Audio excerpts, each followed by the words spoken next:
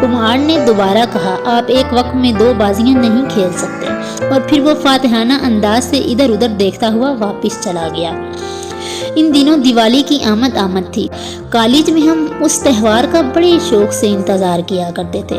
रोशनी के सैलाब में तैरती हुई रंग बरंग साड़ियाँ, खल्के खुदा का बेपनाह हजूम, धक्के, रेल पेल, हंसी मजाक और फिर यकायक हमारी ठोड़ियों का मुश्क बार जुल्फों से मस करते हुए गुजर जाना, या हमारे बाजुओं का नरम नरम गदारदार शानों से टकराना। ओह, लेकिन मुझे सबसे ज्यादा ये खुशी थी कि इस बार शीमा ने मेरे साथ दिवाली देखने का वादा किया था। मेरे दिमाग में अजीब अजीब खुशगवार ख्यालों की बनचकियां चल रही थी। जब शीमा फ्रू वाला कोट पहनकर मेरे साथ निकलेगी तो दूसरे लड़के मेरी तरफ किस हसरत से देखेंगे। कुमार के सीने पर तो जहरीले सांप लौटेंगे। और जब हम एक दूसरे का हाथ पकड़े हुए मुस्कुराते मुस्कुराते। लेकिन दिवाली आई, दुनिया भर के चिराग रोशन हुए और मेरा दिल बुझा रहा। कुमार के चलाए हुए तीर अपने निशाने पर ठीक बैठ गए थे।